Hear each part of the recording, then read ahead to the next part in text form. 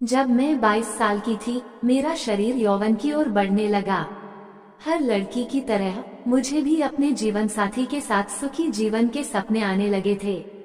हमारे शरीर के हार्मोन हमें संकेत देते हैं कि अब हम शारीरिक संबंध बनाने के लिए तैयार हैं।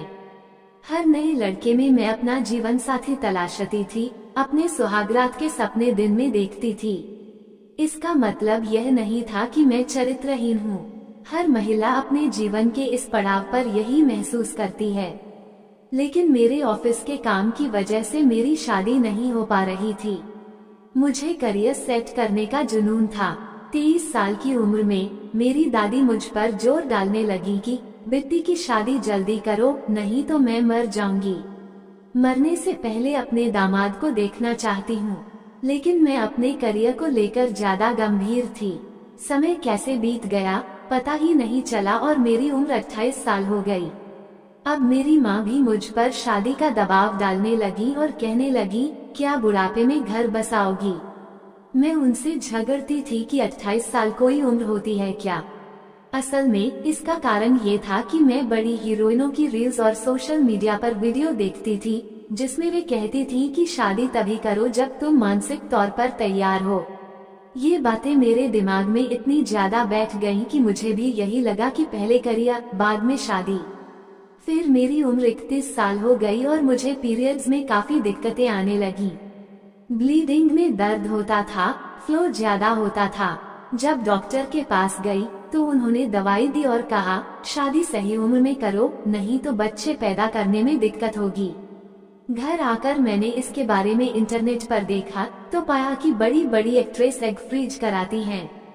इसमें मेरे अंडाणु को निकालकर उसे कई सालों के लिए फ्रिज कर दिया जाएगा और जब भी मैं मां बनना चाहूं तो इसका उपयोग कर सकती हूं। मैंने सोचा कि यह अच्छा विकल्प है, लेकिन अब मुझे भी लग रहा था कि या तो एग फ्रीज करा लिया जाए या शादी की जाए। मुंबई के एक बड़े अस्पताल गई और डॉक्टर से बात की तो पता चला कि एग की गुणवत्ता 25 से 27 साल तक सबसे अच्छी होती है। मेरी उम्र 31 थी, जिससे एग की गुणवत्ता कम हो चुकी थी। ये सुनकर बुरा लगा, लेकिन उससे भी बुरा ये जानकर लगा कि एग फ्रीज करने के लिए हर महीने 30,000 रुपए देने होंगे। मुझे एहसास हुआ कि शादी और परिवार बसाने की सही उम्र अब निकल चुकी है।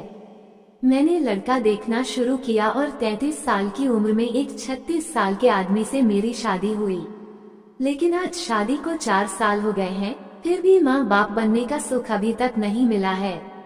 अब मुझे दादी की वो बात याद आती है जब वो कहती थी कि शादी कर लो, नहीं तो बहुत देर हो जाएगी।